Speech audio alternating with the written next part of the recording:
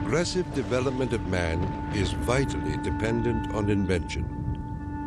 Its ultimate purpose is the complete mastery of mind over the material world, the harnessing of the forces of nature to human needs. Nikola Tesla, 1919. This is the story of a modern Prometheus who changed the world with electricity. It was Nikola Tesla who captured the power of Niagara Falls with his alternating current system and made it possible to transmit electricity to all of America and the world. It was Tesla who patented the technology for wireless communications that is used in all radio and television broadcasting. His incredible legacy can be seen in everything from remote control to neon and fluorescent lighting, X-rays, guided missiles, and even the Strategic Defense Initiative. Yet somehow history has overlooked this remarkable man. Tesla was indeed a genius of the first magnitudes. He was a technological visionary. He could envision great things and make them work. He was a foreigner, an immigrant who arrived in America with only his dreams. A proud and sometimes arrogant man, he worked and locked horns with some of the most powerful people of his day. Thomas Edison, who resented his ideas. Guglielmo Marconi, who capitalized on his inventions. George Westinghouse, who created the Westinghouse Electric Company with Tesla's patents. And the great financier, J. Pierpont Morgan, who supported and then abandoned him. At the height of his career, Tesla was one of the most famous men in the world. His inventions helped America grow into a powerful industrial nation. His ideas created billion-dollar corporations. But Tesla was not a practical man.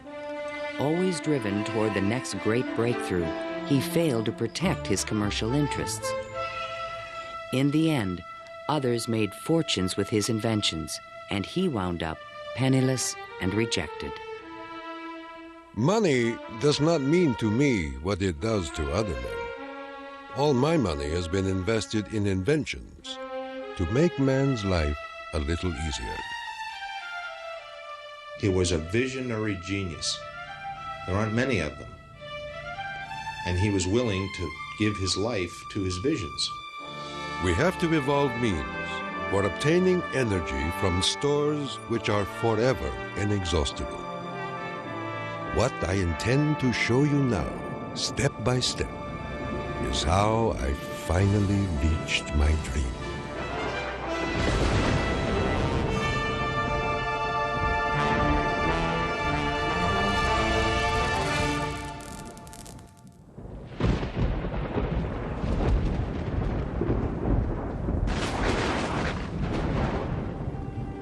This is the house in which, by coincidence bizarre, I was born on the stroke of midnight between July 9 and 10, 1856. A fierce electrical storm raged that night.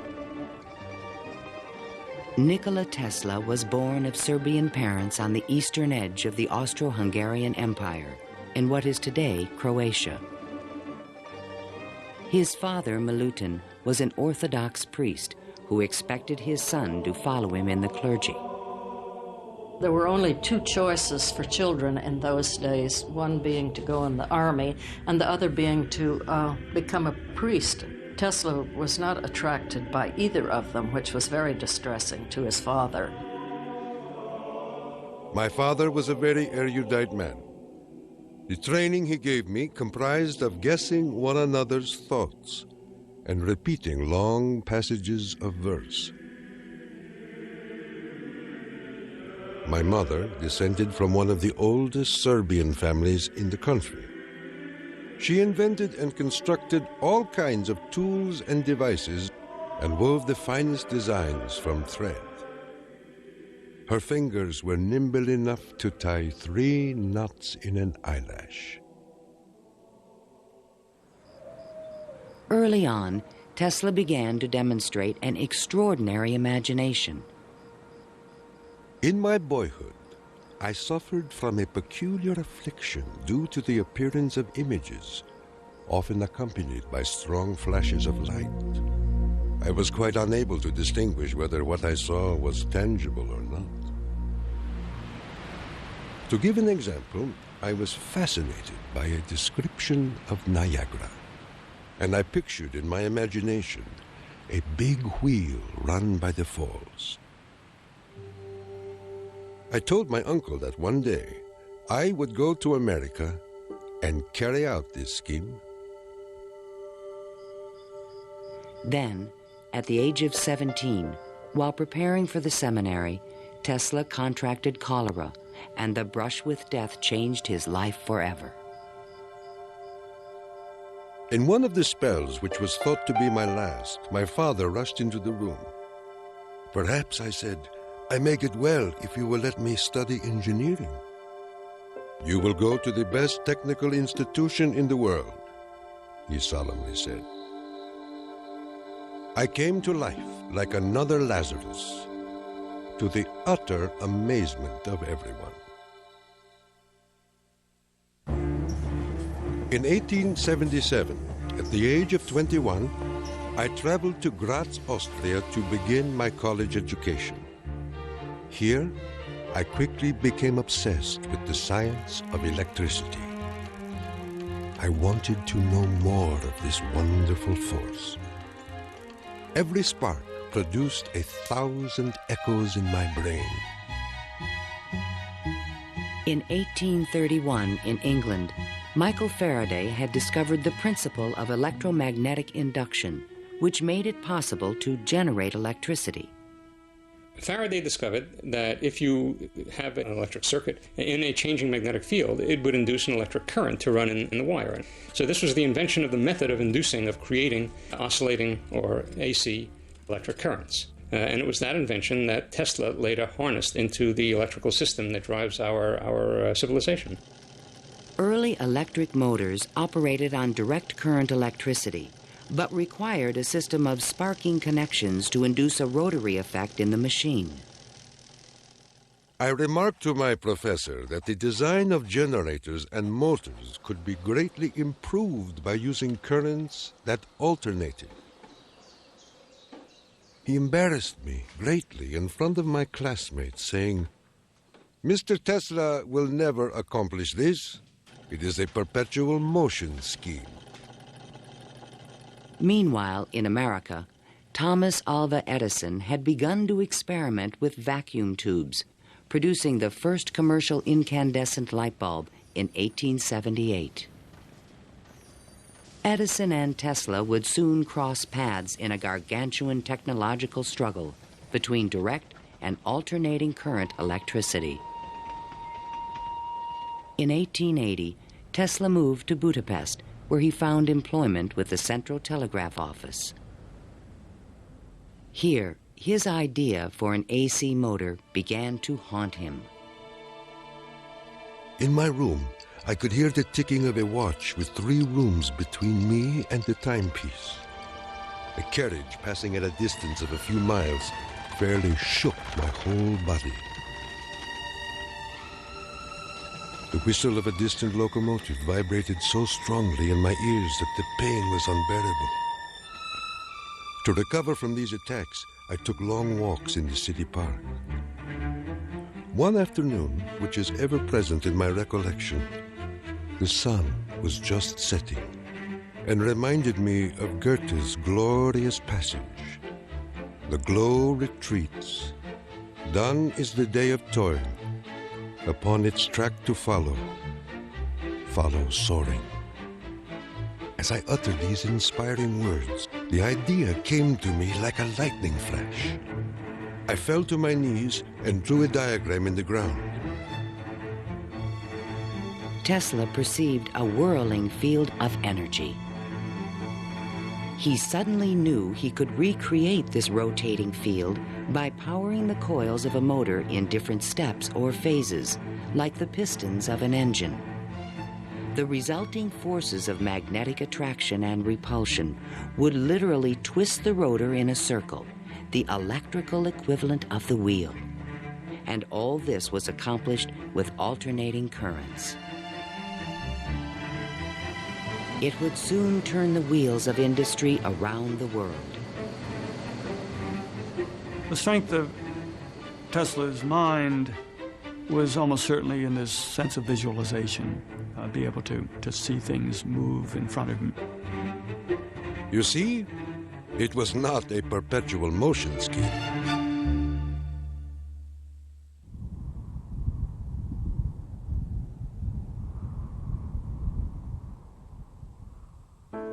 It had been the height of my ambition and my most ardent wish to see America and come in contact with the great Thomas Edison. Accordingly, I undertook the voyage, and after losing my money and tickets and passing through a series of mishaps, including a mutiny in which I almost lost my life, I landed on these blessed shores with 4 cents in my pocket. Tesla arrived in New York on June 6, 1884. A 28-year-old immigrant, he was filled with dreams of success in this strange new land. In his pocket, he carried a letter of recommendation from Charles Batchelor, one of Edison's associates in Europe. My dear Edison, I know 2 great men, and you are one of them. The other is this young man. Tesla came to America because he had tried to get his alternating current motor produced in Germany, and I believe in France as well, without any success. And he realized that there was probably only one person in the world who could help him with it, and that was Thomas Edison. New York had had electricity since the late 1870s. Edison installed his first DC power station on Pearl Street, near the financial district, in 1882. He did this with help from the great Wall Street financier, J. Pierpont Morgan. But the system was far from perfect. Electricity was a very new thing. Most people didn't understand what it was all about. They were very afraid of it. There were fires breaking out. The horses on the streets would get shocks through their shoes and run away. So it was a very exciting time for Edison. I was thrilled to the marrow meeting Edison. This great man had revolutionized the world with his incandescent lamp. And I was burning to show him my motor that ran on alternating currents.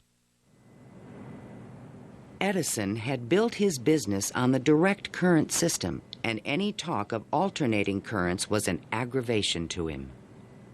The problem with direct current is that you can't change the voltage. What you generate, that's what you get.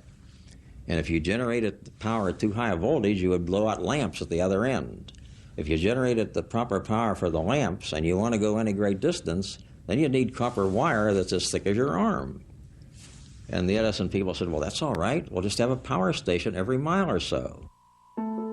DC was sufficient to power lights and run motors, but it could not be transmitted efficiently over long distances. By raising and lowering the voltage, AC could solve the problem of distance, but a working AC motor did not exist. In spite of their differences, Edison hired Tesla to improve the performance of his DC generators. Tesla said he was promised $50,000 if he was successful. The offer seemed too good to be true. I entered the Edison Machine Works, where I undertook the design of DC dynamos and motors. My regular hours were from 10:30 a.m. till 5 a.m. the next day. When I completed the task, I went to Edison for payment, and he laughed. Edison was very amused by this. Said, "You just don't understand our American sense of humor, Mr. Tesla." So Tesla had had enough by that time, and he picked up his hat and walked out. Tesla paid dearly for his pride. I lived through a year of bitter tears and hard labor, digging ditches for Edison's underground cables. But he was still determined to develop his AC motor. With help from a group of investors, he opened a laboratory on Liberty Street, only a few blocks from Edison's offices. There, he began to assemble a prototype of the motor he had envisioned 7 years earlier. Along with it, he developed all the components of the system of AC power generation and transmission still used today.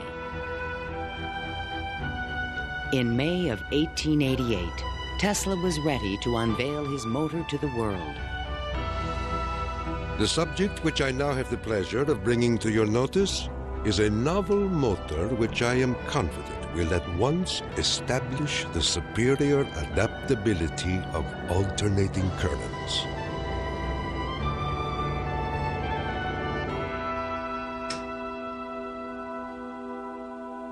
Over the next 5 years, 22 U.S. patents were awarded to Nikola Tesla for AC motors, generators, transformers, and transmission lines, the most valuable patents since the invention of the telephone.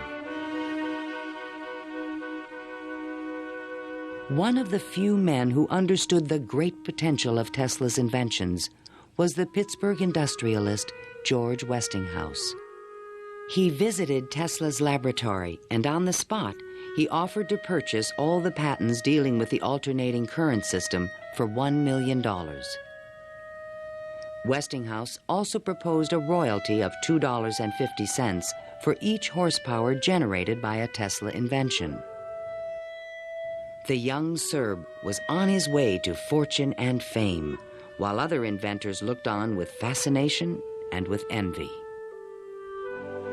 In all my troubles, I did not neglect to become a real American citizen, making me a proud and happy man.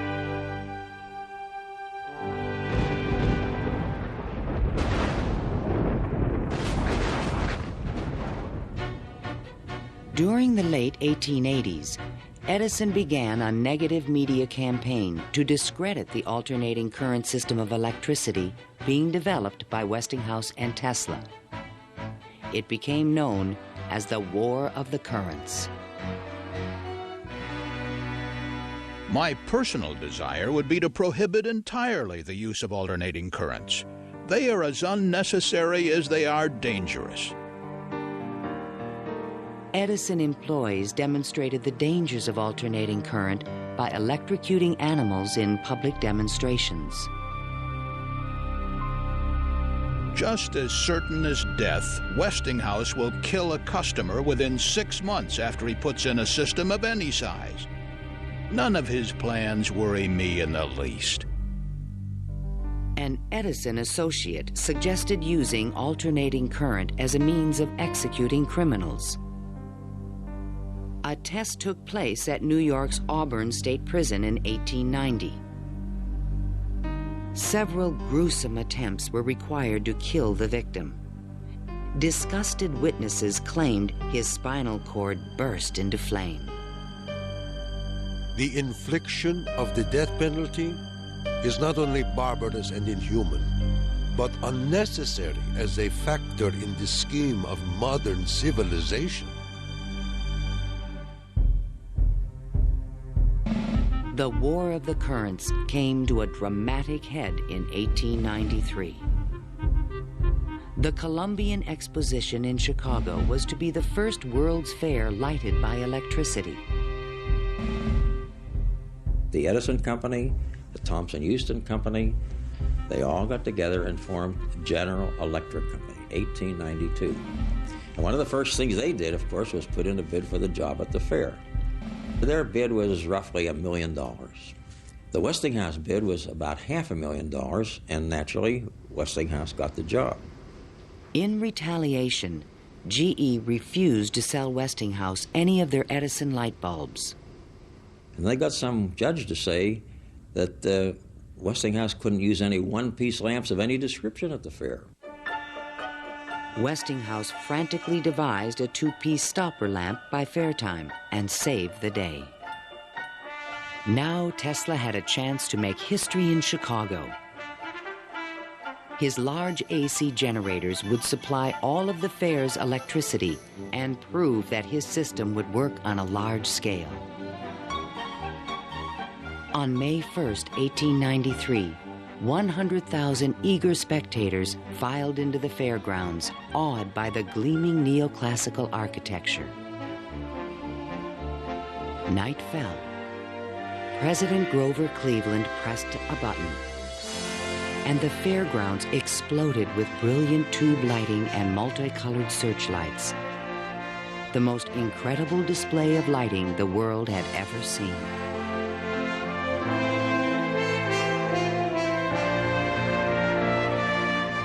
In the Great Hall of Electricity, the public could see that the Tesla Westinghouse system made it all possible.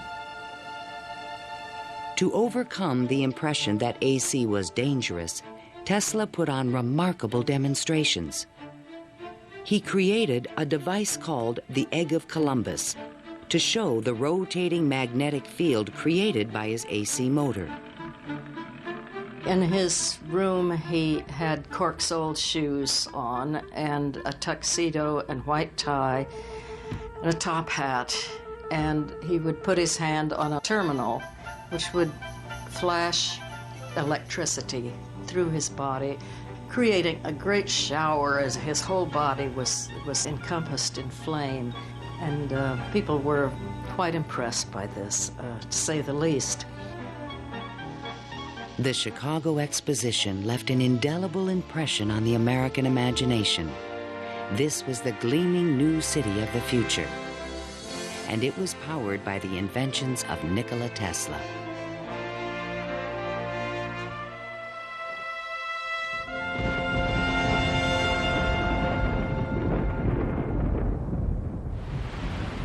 Since childhood, Tesla had dreamed of harnessing the power of the great natural wonder called Niagara Falls.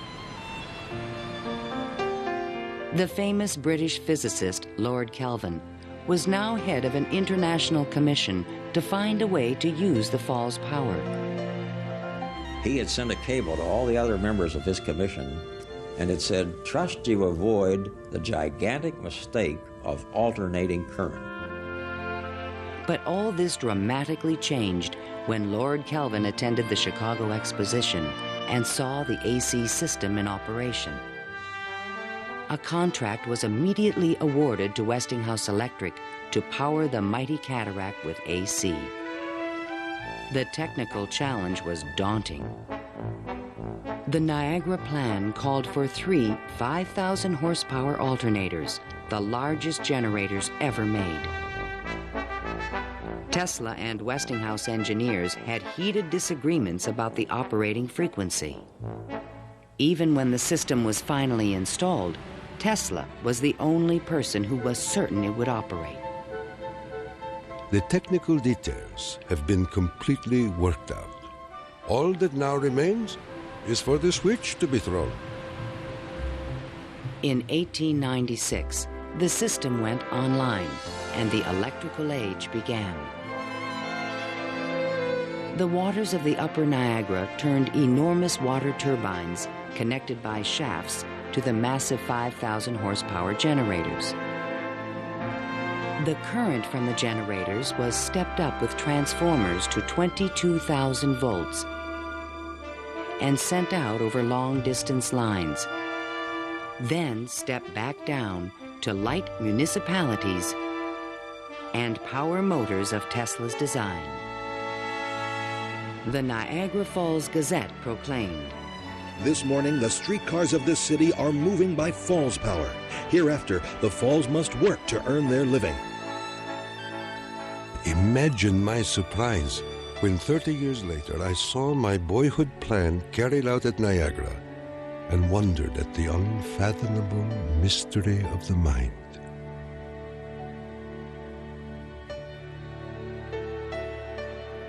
Within a few years, the number of generators at Niagara was increased to 10. By the turn of the century, the power lines stretched 360 miles to New York City. The War of the Currents was over, and Tesla was the winner. By the time Tesla effectively arrives on the scene with his motor, Edison is out of the business.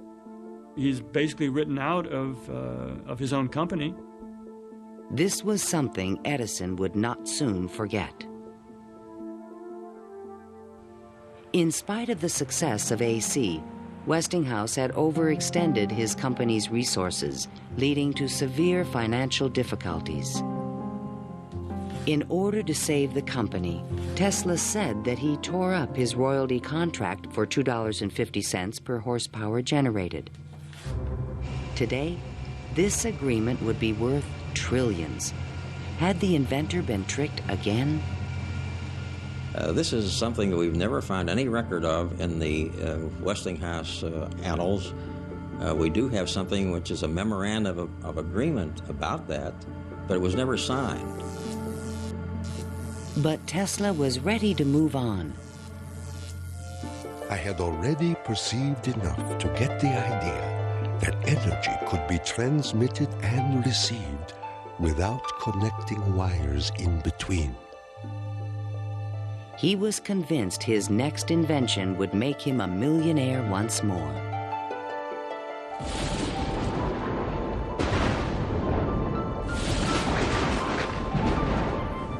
My services with Westinghouse being no longer essential, I resumed experimental work in a laboratory on Grand Street, where I began immediately the design of high-frequency machines.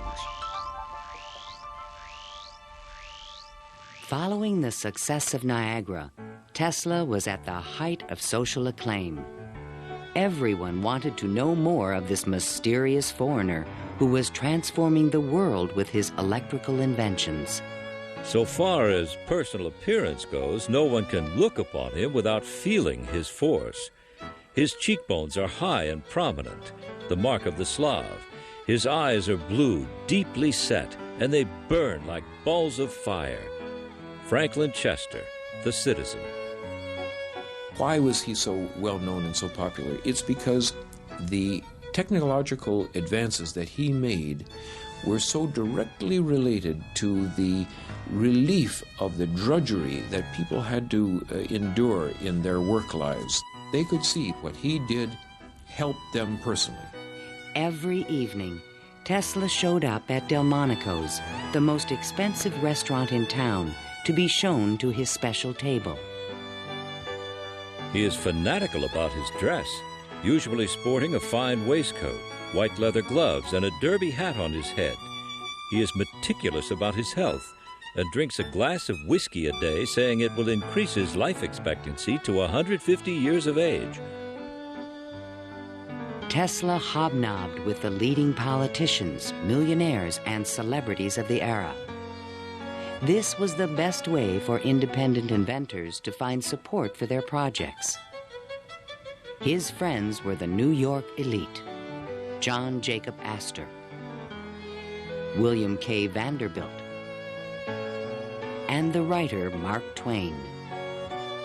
I have just seen the drawings and description of an electrical machine lately patented by Mr. Tesla, which will revolutionize the whole electric business of the world. One of Tesla's closest friends was Robert Underwood Johnson, editor of the prestigious Century magazine. Johnson's wife was deeply in love with Tesla. My dear Nicky, do leave aside the millionaires and Fifth Avenue for some simple pleasures. From one distinguished only by a great weakness, Katherine Johnson. In fact, the world-famous inventor was also New York's most intriguing bachelor. The fact that he never married, I think, had almost nothing to do with his interest in women. It appeared that he was always very interested and was attractive to women. Many women sought his attention. The beautiful and wealthy socialite Flora Dodge, and even the famous French actress Sarah Bernhardt. But in spite of his charisma, Tesla was only interested in his inventions. He had so many phobias that he couldn't have had close relationships with women. He didn't like most of the jewelry that they wore or the perfume, and he couldn't bear to touch hair. And and in fact, he didn't like to shake hands. And so these are all things that do tend to discourage intimate relationships. The inventor even claimed that he destroyed his sexuality at the age of 40. A certain French actress kept coming to me and made it impossible for me to concentrate. It's a pity, too, for sometimes I feel so lonely.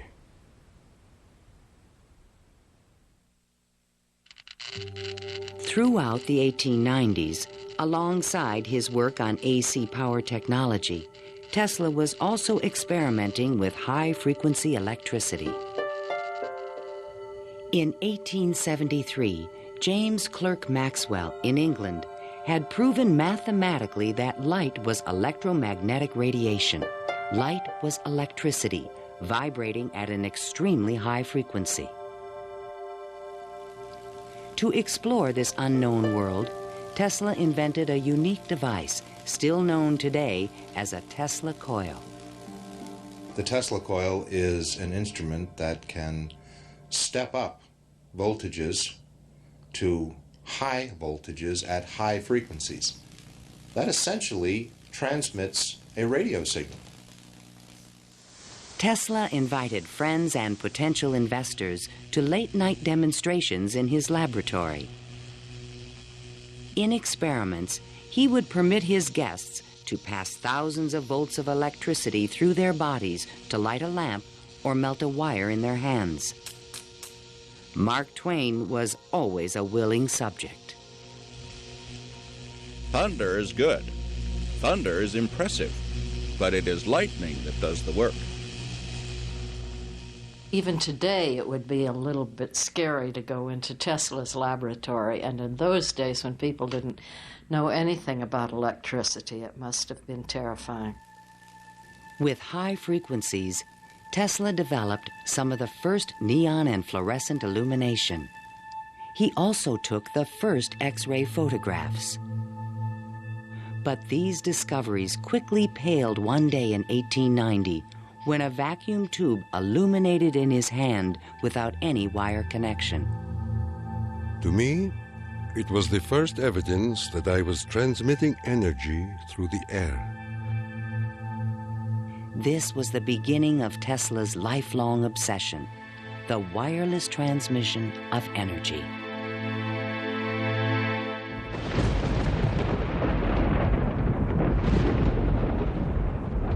In 1892, Tesla was invited to Europe to present the results of his high-frequency experiments.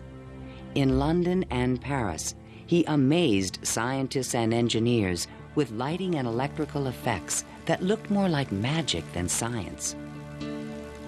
He also announced a remarkable new possibility. I would say a few words on a thought which fills my mind and concerns the welfare of all. I mean the transmission of intelligence and even power without the use of wires. I am becoming more convinced daily of the practicality of this scheme.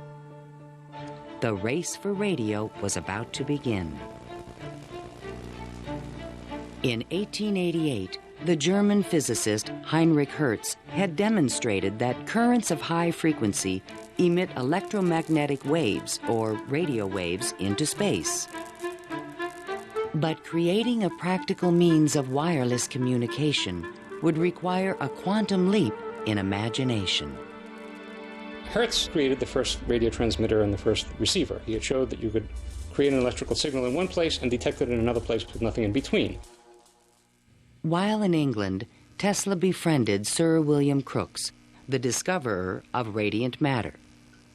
Crookes was a mystic and believed that human beings could communicate telepathically when they were attuned to high-frequency brainwaves. Tesla was skeptical, but one night in his bed he had a powerful and disturbing vision. I saw a cloud carrying angelic figures, one of whom gradually assumed the features of my mother. In that instant, a certitude, which no words can express, came upon me that my mother had died. And that was true. Tesla was convinced that he and his mother were tuned to the same frequency. His otherworldly experience would soon lead him to another revolutionary invention. On his return to New York in 1893, Tesla banished himself from social life and disappeared into his new laboratory on South Fifth Avenue. Following his uncanny intuition, he soon discovered that Tesla coils would transmit and receive powerful radio signals when they were tuned to resonate at the same frequency. Tuning is the key to all radio and television transmission. In my laboratory, I could take in my hands a coil tuned to my body and collect 3/4 horsepower anywhere in the room without any tangible connection. Sometimes I would produce flame shooting out from my head and run a motor in my hands, or light 6 or 8 lamps. By early 1895, Tesla was ready to transmit a signal 50 miles to West Point, New York. He could now produce 1 million volts with his new conical coil. But that year, on the Ides of March, disaster struck. Fire broke out in the building which housed Tesla's laboratory. Everything was lost. Utterly disheartened and broken in spirit, Nikola Tesla, one of the world's greatest electricians, returned to his room in the Gerlach yesterday morning and took to his bed. He has not arisen since. I was devastated. What could I say? The work of a lifetime lost in a fire that lasted only an hour or so. The timing could not have been worse. In England, a young Italian experimenter named Guglielmo Marconi had been hard at work and created a device for wireless telegraphy. Concerned that Marconi would exploit his ideas, Tesla opened a new laboratory and rushed to complete his own system for wireless communication. This patent, filed by Tesla in September 1897, is the fundamental technology for radio. But it would be 50 years before Tesla got credit for his invention. Various people in various different countries had the idea of exploiting this as a means of communication. But I think Tesla was the one with the real vision, in which you would broadcast signals on a definite carrier frequency, and then you would have a series of antennas that were sensitive to one frequency only, tuned to a certain frequency, and would detect just one of these signals and make it an intelligible transmission. Once again, his vision describes the world that we live in.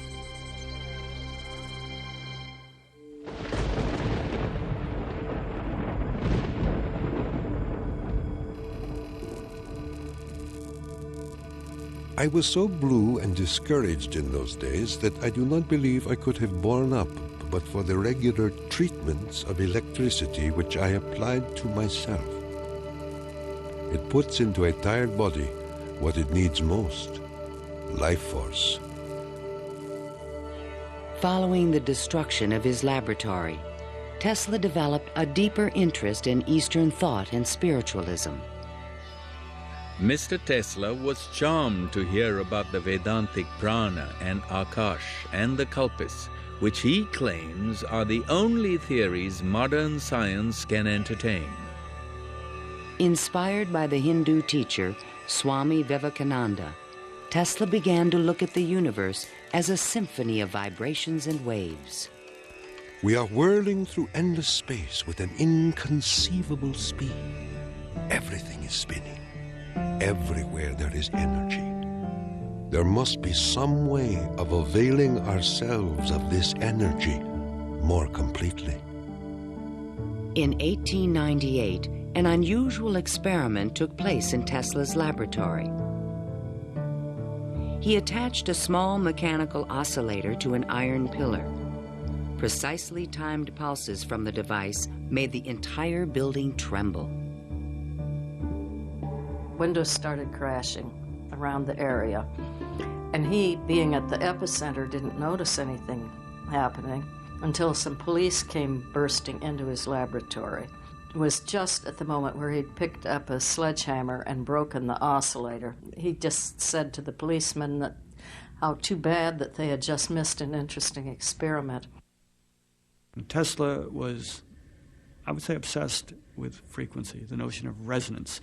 The story where he takes the device and puts it on the girder in his office and, gets the frequency of the building and supposedly, it's an apocryphal story, I'm sure, but it gets right at the core that, hey, if I've got the right frequency, I can move the world. And indeed, he talks about the frequency of the earth, and that if he can do that, he can, almost literally split the earth in half.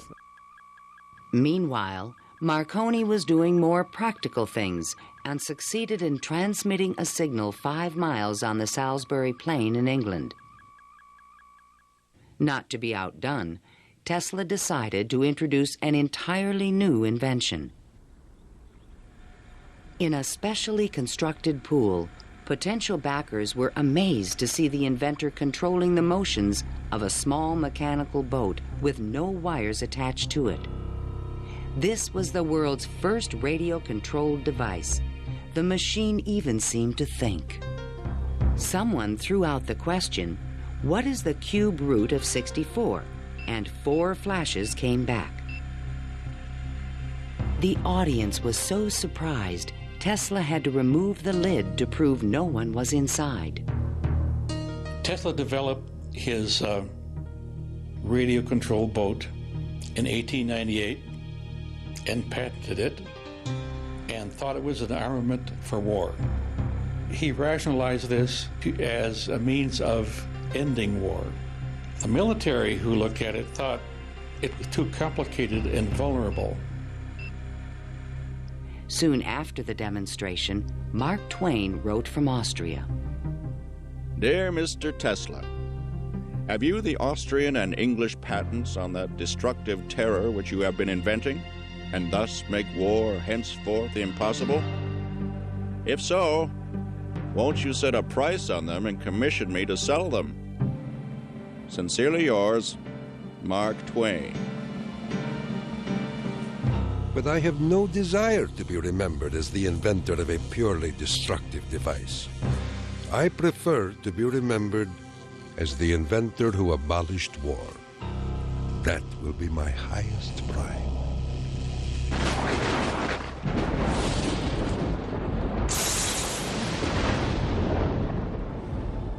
In the summer of 1899, Tesla moved to Colorado Springs, Colorado, to conduct a series of secret experiments.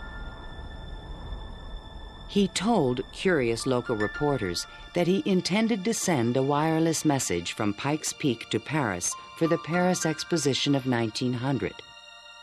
But his plans were even more ambitious. I came to the conclusion that it would be ultimately possible, with very little elevation, to transmit electrical power through the upper atmosphere. Just outside the city, he constructed an experimental station with sliding roof panels.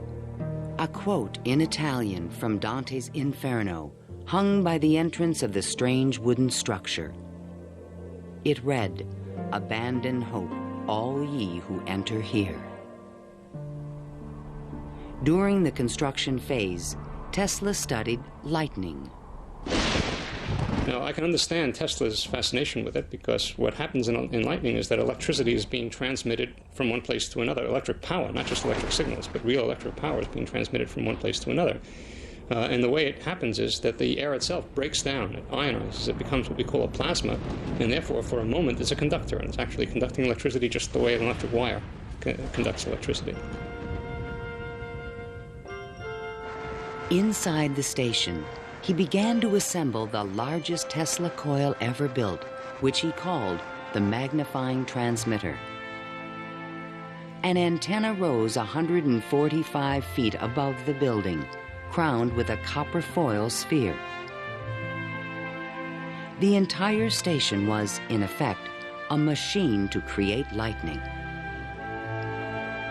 Late one evening, Tesla put his transmitter to the test. He signaled to an assistant to close the switch. Huge streamers of electricity shot out of the coil and darted through the room.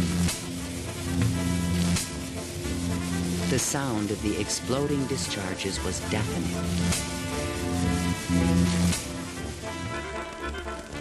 Outside, above the building, bursts of artificial lightning, more than 100 feet long, began to shoot out of the ball atop the antenna. Its thunder could be heard 20 miles away in the small mining town of Cripple Creek.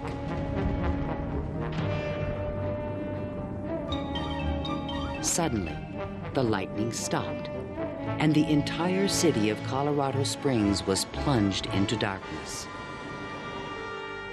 The experiment had set fire to and destroyed the local power company's generator. Residents were furious and began to fear this mysterious stranger. Undaunted, Tesla continued his wireless power experiments for 6 more months. Late one night, an unusual event took place. Tesla noticed a repeating signal being received by his apparatus. To his own amazement, he believed it was an extraterrestrial communication. In a letter to the American Red Cross, he wrote, "Brothers, we have a message from another world. It reads, 1, 2, 3.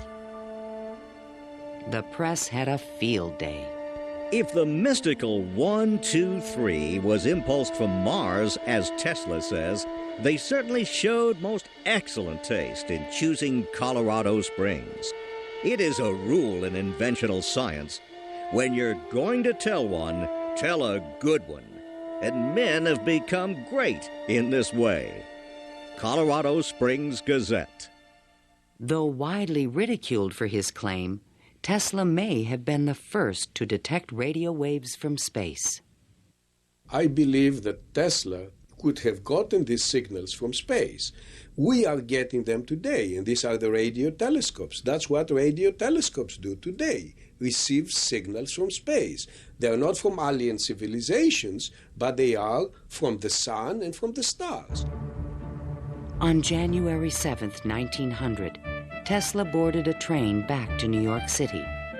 Perhaps he had mastered the power of lightning, or at least that's what he believed.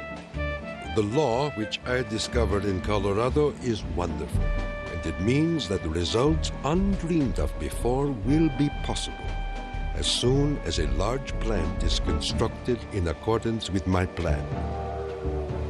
See the excitement coming.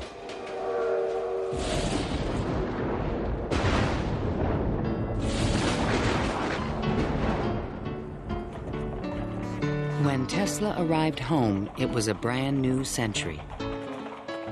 Electricity was fueling the tremendous growth of the city. And now, there was talk in the air about the new art of wireless communication. Marconi arrived in New York in 1900 to attract investors for his new company, Marconi America. He filed a U.S. patent for a system of wireless telegraphy, but it was rejected because it was similar to Tesla's invention. It became obvious, I think, to Marconi as well as to other experimenters of the time that the Tesla system was an efficient, powerful resonator that would produce electromagnetic waves that you could work with. Confident in the future, Tesla took up residence in the Waldorf Astoria Hotel and wrote a sensational article for Century magazine. First, let us ask, what is the spring that drives all? All this energy emanates from one single center, one single source, the sun. In this detailed futuristic vision, he described a means of tapping the sun's energy with an antenna. He suggested that it would be possible to control the weather with electrical energy. He predicted that wars would soon be eliminated by machines. And to unite all nations, he proposed a global system of wireless communications. When wireless is fully applied, the Earth will be converted into a huge brain, capable of response in every one of its parts. It tells us about a vision he had for both power and communications, that he wasn't going to think small. He was going to think globally on this. And that's all very nice if it works. The idea of a global communications network was very appealing to one of the world's most powerful men, J. Pierpont Morgan. He agreed to invest $150,000 into Tesla's worldwide radio broadcast center. But the inventor's real plan was to transmit without wires industrial levels of electrical power. Tesla chose to keep this a secret from his investor. In the summer of 1900, Tesla moved to Shoreham, Long Island, and began construction of a huge tower and plant called Wardenclyffe. This Tower of Dreams was made entirely of large wood beams and rose 187 feet above the ground. The plant next to the tower was designed by the architect Stanford White and was constructed under strict secrecy. He certainly could have sent signals across the Atlantic with no trouble with a station of that magnitude. But he was still pursuing wireless power transmission. The tower would light up at night, shooting sparks, making noises. Such experiments, they alarmed the whole area. Then, on December 8, 1901, Marconi took another step forward and transmitted his famous letter S across the Atlantic. Tesla dismissed the Italian's advances. Marconi is a good fellow. Let him continue. He is using 17 of my patents. The simple fact about Marconi is that he used Tesla's system to transmit signals and claimed that these were ideas that he had developed himself. Morgan began to doubt the wisdom of his investment. Marconi's system not only worked, it was also inexpensive. And technical problems were beginning to catch up with Tesla. He went back to Morgan again, asked for more money. Morgan says, "Where's the radio transmissions across the Atlantic? How's that coming along?" Well, it wasn't coming along. Tesla was forced to tell Morgan his real plan. What I contemplate and what I can certainly accomplish, Mr. Morgan, is not a simple transmission of messages, but rather the worldwide transmission of electrical power. A single plant of but 100 horsepower can operate hundreds of millions of instruments. But Morgan was a practical businessman and had already decided to back Marconi. I have received your letter. and in reply would say that I should not feel disposed at present to make any further advances. J. Pierpont Morgan. Word spread rapidly that the investor had pulled out of Wardenclyffe, and Tesla was financially ruined.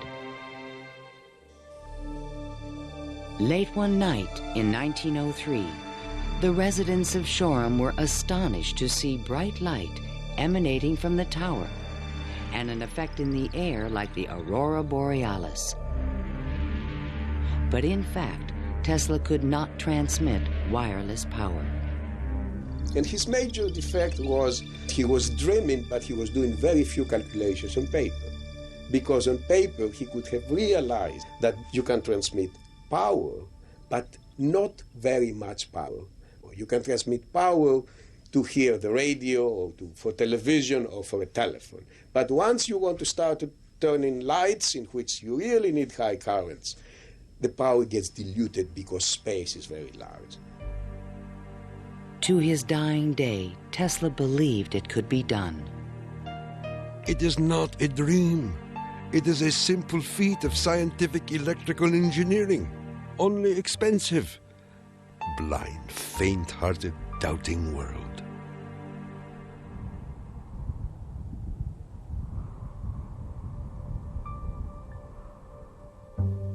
Wardenclyffe marked a turning point in Tesla's career. Like a modern Prometheus, he had reached too high and failed. In 1904, the U.S. Patent Office suddenly reversed its previous decisions and gave Marconi a patent for radio. 1 year later, Tesla's fundamental AC patents expired. Now the inventions that powered the world could be used by anyone free of charge. The public didn't realize that he had made this invention that had made billionaires out of corporations, and that he himself was broke. With no money to carry on his work, Tesla began to sink into an isolated world. He was totally disinterested in business. I think it not necessarily bored him, but he didn't make the relationship between the importance of business and the importance of his invention and discovery. Occasionally, he was seen in public parks feeding the pigeons. These are my sincere friends. Tesla's melancholy turned to anger in 1909 when Marconi was awarded a Nobel Prize. Mr. Marconi is a donkey.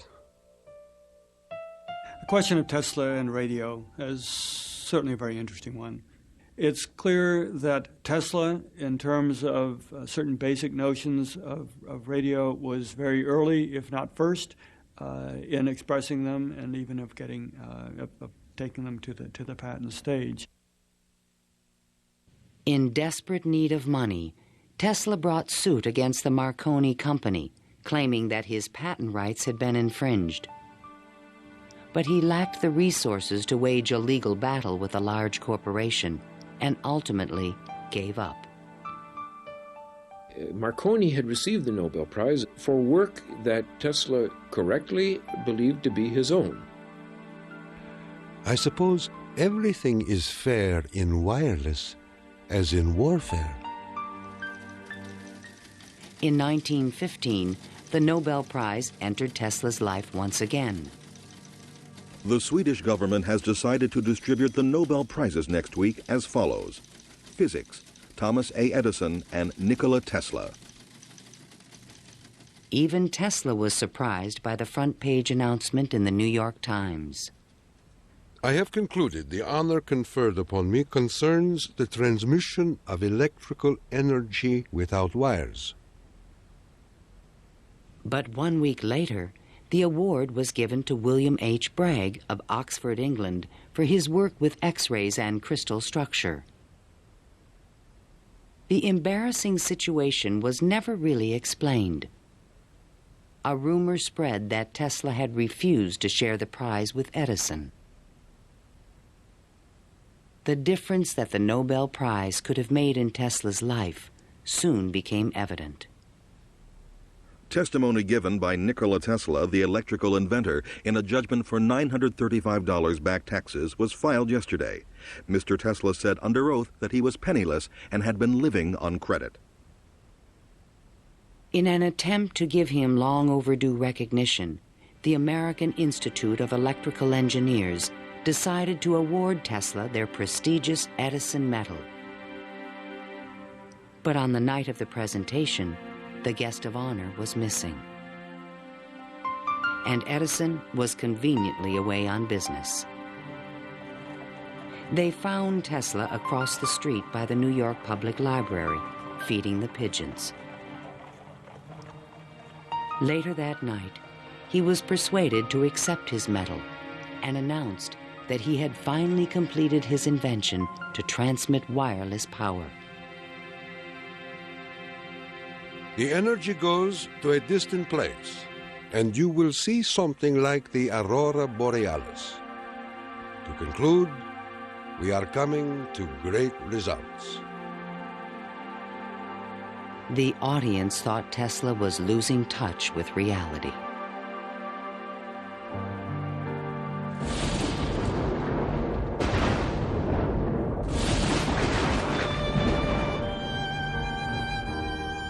I refuse to accord to some small-minded and jealous individuals the satisfaction of having thwarted my efforts. These men are nothing more to me than microbes of a nasty disease. Well, by that time, you know, Tesla had ceased to have any financial means. He was virtually dependent on being helped by hotels and people that he knew. He began to bring injured birds back to his hotel room to nurse them. He had more companionship with pigeons in that time of his life than with human beings. Working as a consulting engineer, Tesla managed to maintain a small office and laboratory in the Metropolitan Tower. To change his thoughts, he frequently attended movies in Times Square. Here he could see his futuristic ideas appearing on the screen. But his ideas were only accepted in science fiction movies and magazines. In 1924, there was a news report that while at Colorado Springs, Tesla had invented a death ray machine that shot bolts of lightning. The inventor was strangely quiet on the topic. Meanwhile, a new scientific star, Albert Einstein, had captured the world's attention with his theory of relativity. Tesla continuously attacked the validity of Einstein's work. Scientists today wander through equation after equation that have no relation to reality. If we were to release the energy of atoms, instead of a blessing, it might bring disaster to mankind. But no one took him seriously. I think that every generation of scientists feels that the new ideas that come along that replace their own ideas represent a loss rather than a gain. Tesla believed that Einstein was taking us intellectually in the wrong direction. Rejected by traditional science, Tesla's interests again turned to the esoteric. His intellect seemed to embrace a lot of different areas quite easily. What he lacked were the social skills. And that's an enormous shame because it interfered with his ability to use that genius, to be practical. Though nearly a recluse, he would occasionally attend dinner parties at the home of the German poet and mystic George Sylvester Viereck. And he always intrigued the guests. While we were in the midst of talking, an apparition seemed to come into the room. He walked so softly, and he struck us as almost an unearthly creature. And he talked of all sorts of, seemed to me at that time, unreal things, more in the nature of the psychic rather than scientific. Tesla wrote a strange poem called Fragments of Olympian Gossip and dedicated it to Viereck. While listening on my cosmic phone, I caught words from Olympus blown. The latest tells of a cosmic gun. To be pelted is very poor fun. The meaning of the poem would soon be explained.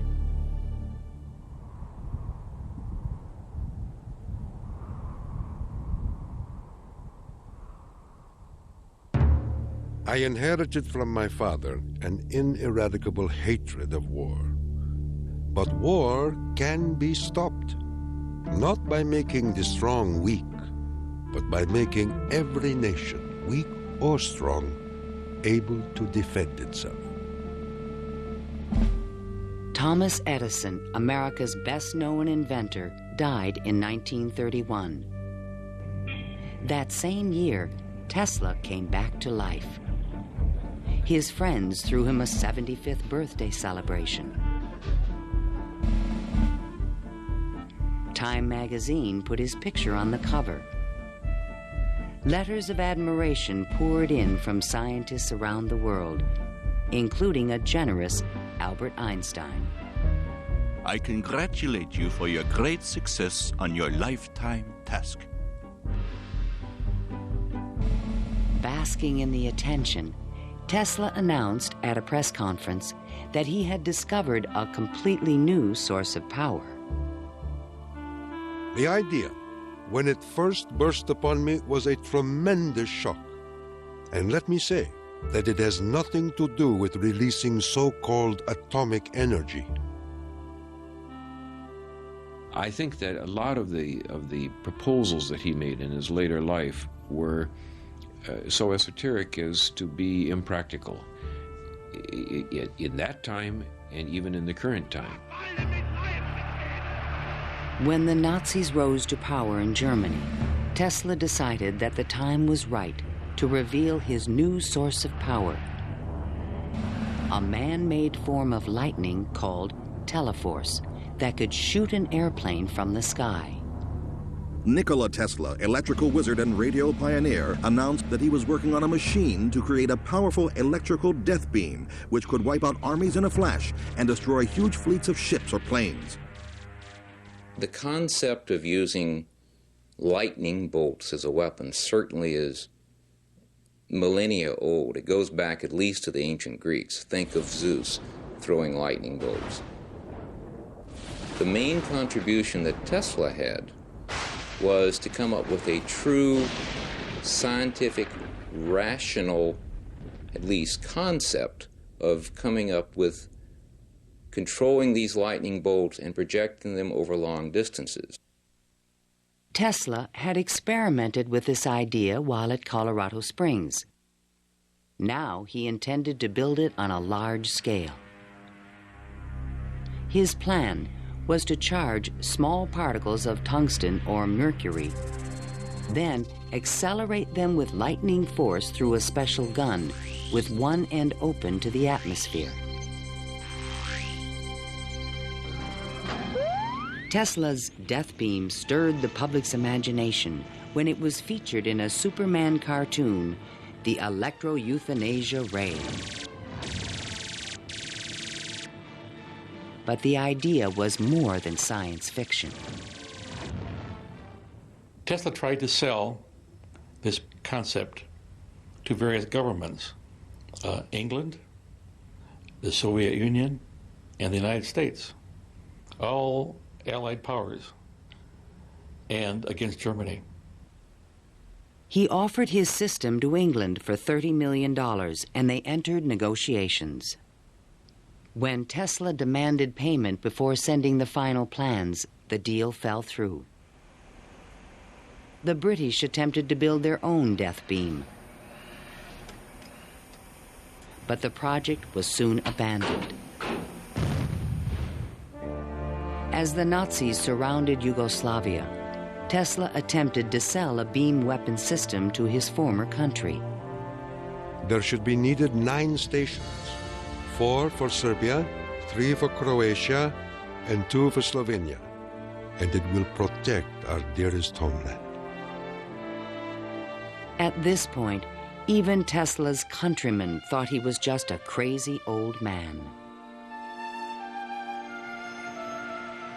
One day in 1937, Tesla started out from his hotel room to feed his pigeons. Suddenly, a few blocks from the hotel, he was hit by a taxi and thrown to the ground. 3 of his ribs were broken. He was 81 years old. Remembering what he did for their company, Westinghouse executives agreed to pay his room and board for the rest of his life. The inventor also received a small stipend from the Yugoslav government. During the Christmas season of 1942, Tesla's death was imminent.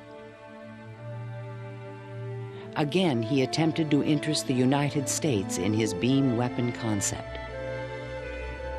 At the recommendation of 2 government engineers, a meeting of high-level officials was scheduled at the White House for January 8, 1943, to consider his plans.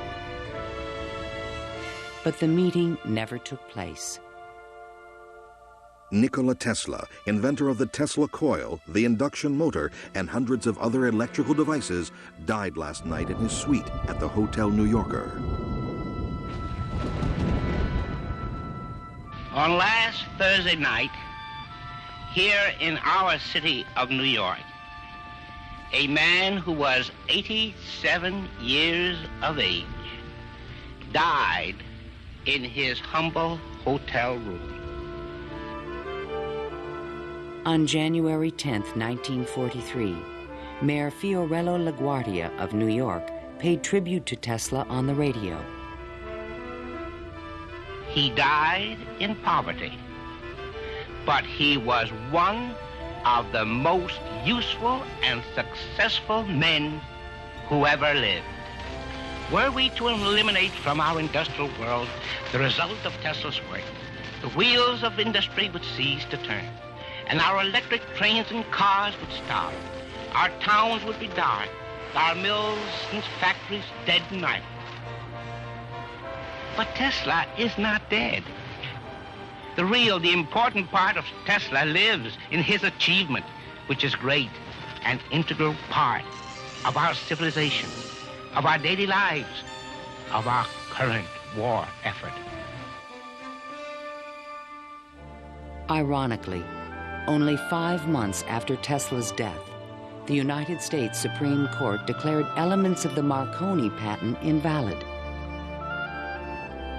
The decision confirmed Nikola Tesla's patent priority for the fundamental technology of radio.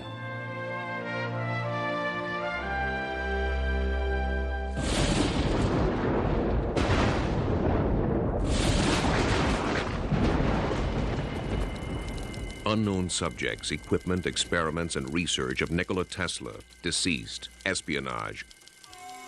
Following Tesla's death, fears rapidly increased that he might have invented a powerful new weapon. FBI Special Agent in Charge, P.E. Foxworth, was called in to investigate. He had been informed that Tesla's papers were not secure.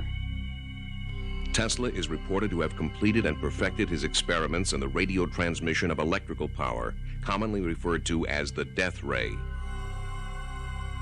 A distant relative of Tesla, named Sava Kosanovich, is taking steps to get possession of these important documents and plans. Tesla's nephew, Kosanovich, was an up-and-coming Yugoslav diplomat with suspected connections with the communists. He insisted that his uncle's effects be returned to Yugoslavia. Kosanovich had asked the locksmith to come and open the safe, thinking there might be a testament, a will, in the safe. A will was never located. And there was a lot of talk then about secret weapons and negotiations with the USSR. There was all kind of talk, you know. Shortly before his death, Tesla showed a delivery boy a box in his room that he said contained a powerful weapon. A number of people called me and asked me, did I see in the hotel room a certain kind of a box, you know?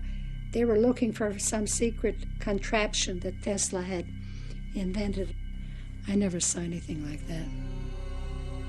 The U.S. Office of Alien Property immediately seized all of Tesla's possessions until their ownership could be established.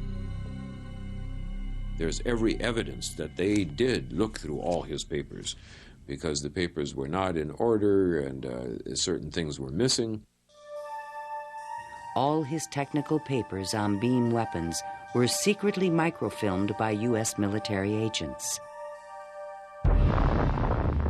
On August 6, 1945, the first atomic bomb was exploded on Hiroshima, Japan. Soon after, the bomb would be in the Soviets' hands. During this period, copies of Tesla's papers on the beam weapon were shipped to Wright Field in Dayton, Ohio. There, a top-secret research program began called Project Nick to find a defense against nuclear missile attack. Copies of some of his papers were sent to Wright-Patterson in 1945, not to my facility, not even the predecessor of my facility, but to another part of the base for analysis. And then they vanished. Nobody seems to know what happened to them.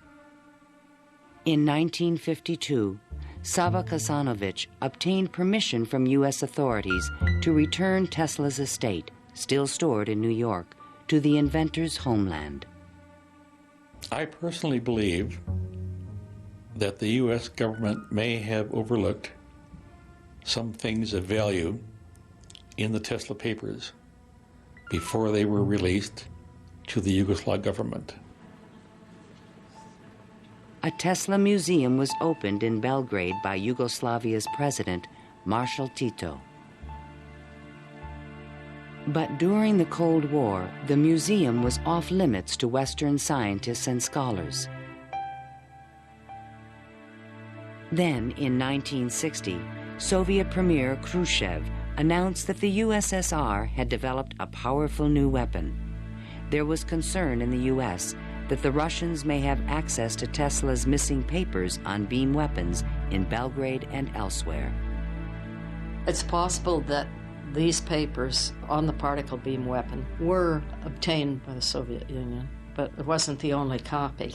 In other words, I think that the United States has always had Tesla's papers on particle beam weaponry. An American beam weapon program began at Lawrence Livermore Laboratories, but engineers could not produce an effective directed energy weapon. I've always been a sort of a fan of Nikola Tesla, an admirer, and definitely he had the concept of a charged particle beam weapon back in the 1930s. I haven't a clue, to be quite honest, how he meant to actually do it. In 1978, evidence suggested that the Soviets were attempting to build a huge beam weapon near Semipalatinsk in the Ukraine.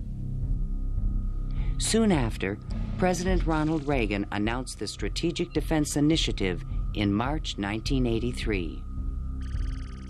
I call upon the scientific community in our country, those who gave us nuclear weapons, to turn their great talents now to the cause of mankind and world peace, to give us the means of rendering these nuclear weapons impotent and obsolete.